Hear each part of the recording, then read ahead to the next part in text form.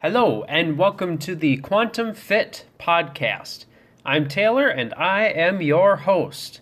This podcast is all about applying the different principles of quantum physics and quantum biology to your health and fitness. This gives us a holistic view of how different environmental factors, such as sunlight or cold, play a major role in your overall health. So I won't just be talking about diet or exercise and developing good habits. If you want to really make lasting changes in how you feel, think, and act, then I'd recommend you try to listen closely and have an open mind to what I have to say. Every day I'll be hitting you with a quick 7 to 15 minute long podcast. I keep it short like this because it makes it both informative and to the point so that you don't feel quite so overwhelmed with information. Also, currently I do not do any kind of advertisements. So instead, I ask that you share this podcast with a friend or family member if you enjoyed the message and gained something from it. I want to be able to spread quality and easy to understand content that everyone can take and use in their own daily lives. I would highly appreciate it. On to today's episode. Power List, Power Moves. I'm giving you guys another extremely practical podcast today. I'm probably still the best example of someone who procrastinates nearly everything in their life. No, seriously, I always push things off. A big contributor to this is having low dopamine levels, or what I would consider low dopamine anyways. I'm in a whole nother league as far as dopamine goes compared to where I was, because of the different dietary and environmental changes I've made. But it's still not nearly enough, to actually cause the different changes.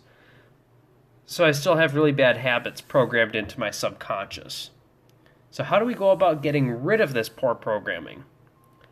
I just said that the best thing you can start doing is changing your environment and eat food that'll raise dopamine, mainly seafood.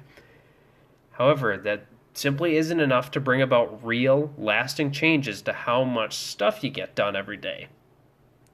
It'll just make it easier for new patterns to stick and allow you to more easily see and make the necessary changes.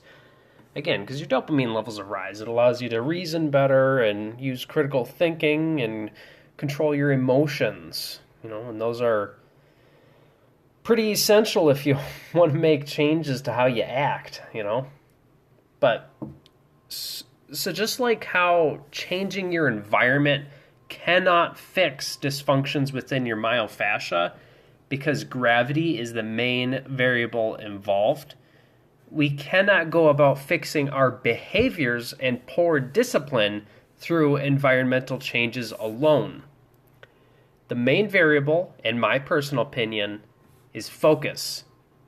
And, thanks to technology, focus is a really, really tough thing to control nowadays. It's a very rare bird, of a person that is able to have focus. Honestly, we're used to constant bombardment from screens and ads that overwhelm us with, frankly, useless information most of the time, and it just destroys our ability to focus. Although, of course, again, it is worth mentioning that a poor environment and poor diet will make it even harder to focus. But even then, there's still a way to get around all of that, as long as you're focusing on, a specific method to increase your focus. Take back control of it. So there's an unlimited number of what I would call true gurus, and then there's self-proclaimed gurus alike that claim to have the best tools for getting your focus back under your control. These are the types of people that host massive events where people can pay thousands to attend. Personally, I believe most of the methods from these people are completely bunk, since they can't give all their content away for free, or else they don't make money from speaking, doing those events. So you can't take everything they say, that's free information they give out. You can't, not all of it's going to be top-notch, top quality. It's not going to get you the absolute best results. But there are a few exceptions. There are people out there, movers and shakers, that influencers that do give out high-quality content, mostly for free. That's like, it's the most important stuff that will actually get you from point A to point B. I believe the top 3 people for that are like Gary Vaynerchuk, Grant Cardone, and Andy Frisella. I follow pretty much everything they do and talk about. They have a lot of extremely useful tips and strategies, but I personally love Andy Frisella's Power List that he has talked about on his free podcast, the MF Project. If you have not listened to that, again, the MF Project, go check it out. Even right now, I'll be here waiting for you. It's really, really, it's one of the best podcasts out there, honestly. I mean, that's why it's the number one business podcast. But it's not just for business. It's also like personal development wrapped in it too. So yeah, I'll check it out. Anyway, this power list has been the single most powerful way for me to beat my, ADHD tendencies, get rid of my procrastination. It has allowed me to take back control, again, of my focus. It makes me feel like I'm actually kicking ass every day like I should be. And, again, you don't have to follow the power list if you don't want to. I mean, you could stop listening right now. I mean, there's other tools out there, like I said. I'm just talking about this one because it works for me. And it's literally the easiest thing ever. It's stupid simple. Even a kindergartner couldn't mess it up. And the whole idea behind this list, this power list, is that you're giving yourself critical tasks to get done every day that inch you closer to accomplishing whatever goals you have. It doesn't matter if they're in the realms of, business, fitness, relationships, or hobbies. It doesn't matter. It's universally useful. And that's also why I love it. You don't have to stick to just getting certain types of goals done. You can always change it. It's very, very flexible. So what you do is just get a notebook, a fresh notebook preferably. Flip to the first page and write down 5 actionable tasks you need to get done for that day. No more, no less. They can be anything from, like calling 3 people that you need to, connect with for your business or something like that. Running for 30 minutes, half hour, or some other cardio. Could be maybe an hour of, more strength training focused workout. I don't know, whatever. Or it could just be reading like 10 pages. Seriously, even something small like that. Because most people don't read. And reading just 10 pages a day, a month, that's 300 pages, which, a book is going to be, most books aren't going to be quite that long. They might go to 350 at most, but generally they won't. So it's just reading 10 pages a day. If you can accomplish that task, you're reading like a book a month. That's 12 books a year more than the average person. Like most adults just don't even read books. Okay, if you can squeeze in 10 pages a day, that's pretty damn effective, really. Now again, so these goals, they just need to be reasonably sized. So not too big, not too small.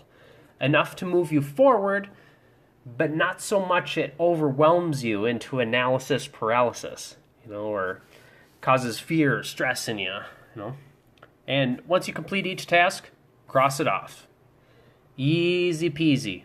If you cross all 5 items off, write a W on the page for win. Or just next to the list. I don't like wasting so many pages. So I'll typically have up to 6 power lists that I've made for on a page. Just to be economical. So you're writing that W next to it. And the W stands for win, win the day. If you didn't get all of the tasks done, you didn't cross them all off, write an L for lose. This is for tracking so you can look back over time to see how often you're actually winning the day. It gets you and keeps you humble because some days it's really, really hard to win. And again, you have to stay honest with yourself. You can't go, oh, well, I got 4 items done, I'll write a W. Like, no, you can't do that. You have to be honest. Because, again, it's going to motivate the hell out of you if it's like, okay, well, you keep getting L's. I need to get 1 W at least, So it motivates you, puts a fire under your ass, so you actually get stuff done.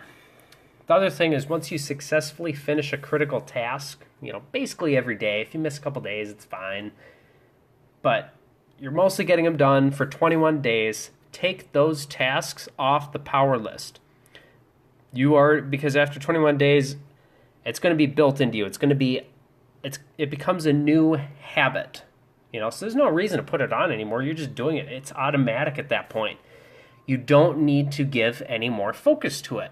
You've gotten to a point where again, you don't need willpower. You don't need focus to get that action done. Great. Again, let's take it off. Also, and Andy emphasizes this, make sure you really are only writing down actionable tasks. No goals, just activities that you can readily accomplish every day. And that's all it is. Super basic. So this is what pushed me to do my podcast each day. Writing down what I do, then crossing it off one at a time, and sometimes crossing them all off the following morning if I was too busy to get around to it. Either way, I came back to it. Then I write that big W and smile knowing that I'm approaching my goals. It's good to remember that very, very few people do this sort of thing. Most people waste, all of their days. They're not being as effective as they could be. Even if you don't see results for a long time and it seems like you're spinning your wheels, you have to remember that you're for the most part, as long as you're winning every day, you're putting in way more work than most people will ever put in towards their own goals. Results show over very long periods of time. All right. Well, I think that should cover the power list. Again, something just very, very stupid, simple, and practical because, I don't know, it just really, really helped me. It made a big difference in my own life, so, I thought it'd be worth sharing with you guys. So I thought you could get a lot of value out of it. So, if you have any questions and comments, you can find me on Instagram at RealQuantumFit, the Quantum Fit Facebook page, my personal Facebook page at Taylor Kelson, or you could send me a voice message across the Anchor app if you listen to me on there. See ya!